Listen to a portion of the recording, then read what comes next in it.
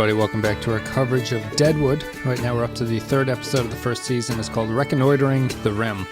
In this episode, competition arrives for Swearingen in the form of the Bella Union, a new gambling outfit from Chicago operated by the savvy Cy Tolliver, Madam Joni Stubbs, and gaming guru Eddie Sawyer. Hickok puts up precious collateral in a poker game with McCall. Bullock and Starr strike a deal with Swearingen on a lot for their store, and with the help from Hickok and Utter, set to building. Finally, Brom Garrett threatens Swearingen with the Pinkertons.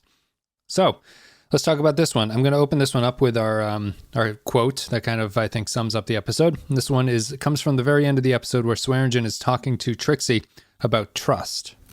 Not too fucking deep, huh? I won't. Trust. Hell of a way to operate, huh? Learn all the ins and outs of getting killed. Not too fucking deep.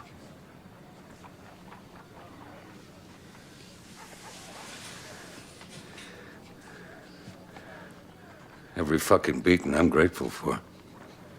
Every fucking one of them. Get all the trust beat out of you. And you know what the fucking world is. So it's a pretty cynical argument from Al here as he's getting his calluses or bunions dealt to by Trixie. She's sort of like using a scraper on his feet, and he's complaining about it. He is talking about how trust is a hell of a way to kind of live, and like it's weird that a lot of relationships are based on trust, as he says, with all the ins and outs of dying or murdering or whatever he says.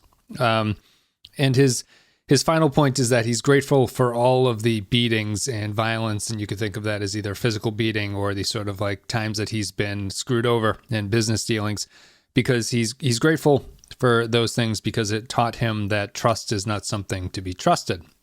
And it beat the optimism out of him, basically. It's a very conservative argument, I guess it would be. You know, there's always the, people always say that if you're young and not liberal, you don't have a heart, and if you're old and conservative, you don't have a brain. The kind of thing is that I think Johnny Ramone actually used to said, like, you become a conservative when you grow up and you see that the world, the way that the world actually operates. And I don't know if I would go quite so far with Al here. It ties into the larger theme of Deadwood, which is about building civilization from the chaos of pre-civilization. So like where humans start and how they come together and to build something greater than themselves. Where you start from is kind of an important point, and you can't build society without some level of trust. And the theme of Reconnoitering the Rim, I would argue, is about the sort of surveillance and the lack of trust that everyone has in the camp for one another. A lot of the wheeling and dealing is done by people looking down from their balconies out windows at people who are walking between buildings, trying to figure out who's talking to who has a deal in place with who is trying to screw over who. And Al is the most obvious example of this. He watches EB, EB is stuck in this rock and a hard place where he notified the Bella Union gambling outfit about this opportunity, not really thinking through what might happen to him if Al were to figure out that he was the one who allowed them to gain a foothold into the town. And Al is watching the Bella Union people. He's got his eyes on Saul Starr and Seth Bullock because he's unsure about what they're doing. And I think that the meat of what it's saying is that the kind of surveillance that the town has to go through is a product of not really having any kind of societal or civilizational structures in place, because you can't have those structures. Like you can't have sort of the government that's running everything. You don't have the police department in place. You don't have these institutions that function largely by the trust of the people in them. The newspaper would be another example. It's kind of a modern day example where people are losing faith in things like the media and the news systems. And the way that trust is lost, or the way that trust is sort of manipulated, is through not being, or the way that faith is lost in them is through a loss of trust in those institutions. And because they don't have these institutions at this point in Deadwood, they are operating on a very suspicious basis with each other. No one really trusts each other. No one is they trust each other as far as they can throw, and they're willing to make deals on the short term, but they don't really trust the deals that they're making. They're just trying to come out the best by the time that all is said and done. And everyone is lying to each other about what's going on. Swearingen has his communication with the Bella Union people, which is a very fraught and tense discussion about how they're going to split up the pie that is the money in this town. And Swearingen recruits the junkie dealer, who I don't know his name, I can't remember his name, from the Bella Union, but it also turns out that the Bella Union group are aware that Swearingen has done this, and they are paying their own guy to act as though he is being bought off by Swearingen. So it's a whole lot of surveillance going on, and reconnoitering is, I assume it comes from the base word for surveillance or reconnaissance, same origin or whatever. Reconnoitering is to survey something. I guess it's used in mostly a military sense, but they use it here as when Brom is told to go out and reconnoiter his claim, his land that he has bought and he's trying to buy back. They want him to go out and survey it, make sure that before he makes any final dealings, he has all the information at his disposal before he decides what to do. And it's an interesting word choice, and it's neat that they tie the gold plot into that, where Brom going out and reconnoitering his claim is symbolic of the fact that everyone else who's in a better place in the town tends to already know that you need the information. And I guess that goes to showing why Brom doesn't fit in this world and why he is not long for this Deadwood world, as he's killed at the end of the episode. Brom is someone who does not do any surveillance. Brom is someone who thinks that he knows best. He's one of these coastal liberal elites that modern day people would complain about. But he comes from money. He has come out to the West on sort of a fantasy version of what he may do with his money and how he wants to make his mark on the world. And he is unfamiliar with how the mechanics of the wheeling and dealing and how far people will go in the real world, quote unquote, the real world of Deadwood, where he doesn't have the structure of family and inherited wealth and the protections that affords back in New York, where you have the Pinkertons and things like that. He's out on unsettled land, and Brom's ignorance to that is what is his undoing, where it's almost comical how quickly they turn it. Like Swearingen is a hardened criminal who Brom is trying to deal with, and Swearingen sends him off with his right-hand man to go and check out the land. And they really button that scene nicely with the sort of ignorant Brom turning back, asking if he needs climbing gear, and them sort of like Swearingen and Dan Doherty sort of can't even believe their luck that this is the kind of guy who's walked into their good fortune. And Brom's trust in those things is his undoing, where Swearingen doesn't trust anybody at this part. And while trust will eventually become important, and it's the only way that you can build the society that Deadwood will eventually become, or that Deadwood wants to be, you can't do that this early, I guess would be. The human condition and the sort of the guiding principles of these characters doesn't allow that to happen. It's more of like a mob mentality. It is skirting around morality, and it's skirting around the trust in the foundational like constructs of society. It sounds very pretentious, but they don't have structures in place that allow trust to really build things. Like they don't have the bank at this point. They don't have any, like money is totally based on trust and a shared faith in an idea. They don't have any of that in Deadwood. And Brom pays the price for coming out from New York, which is the developed world, and at least in terms of, as developed as they come in this time of history. And he's moved out to this settlement where none of that really amounts to anything. And he gets taken advantage of, unfortunately. The one thing I did have a question for, what do people think of the Alma and Brom relationship at this point? I don't really know. I'm unclear as to why she treats him the way that she does. I don't think she wants Brom to be killed. Is Alma's sort of reticence and the reason that she's stuck in the room all due to the drug dependency?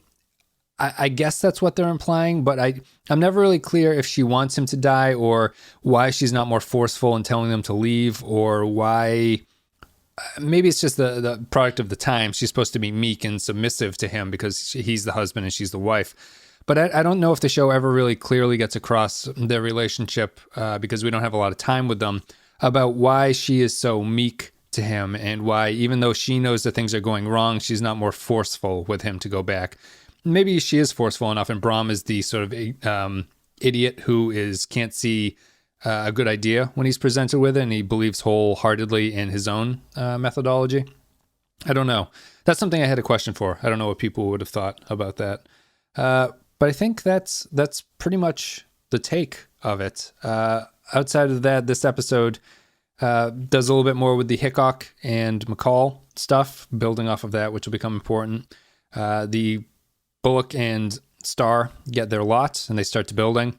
We get the nice scenes where Hickok's getting yelled at by the guys, while he's trying to help those two, Bullock and Starr, build their hardware store. He gets sort of harassed by these drunkards who come up and want to talk about him, and he doesn't want to talk about it. It's all very... all those scenes are really good, but I think that the main theme is really just the sort of reconnoitering aspect and surveillance and getting all the information. And the people in this town who are going to do the best tend to get the best information and know what they're doing. That's why Swearingen has managed to run the town so effectively. He's a man who gets all the information he needs and then acts on it fairly decisively. And if you don't do that, if you just kind of play fast and loose like Brom did, you will end up with nothing to show for it. And I really like the scene where Brom tries to recruit Hickok to go out and deal with Swearingen, where Charlie Utter tries to hint at him that, like, these guys, they had that Irish guy who worked for them.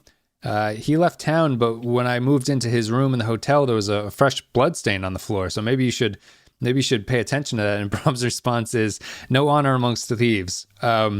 Incredibly ignorant to the fact that Charlie Utter is trying to indicate that Brom's life is in danger if he tries to do anything with it. It's not just the fact that thieves are willing to kill each other. It's that they are willing to kill you as well. And Hickok makes the point of that. I think he quite missed your point. It's always interesting that they make fun of the way Brom talks, too. A lot of characters make fun of his sort of... he says the word cahoots, and Swearingen makes fun of him for it.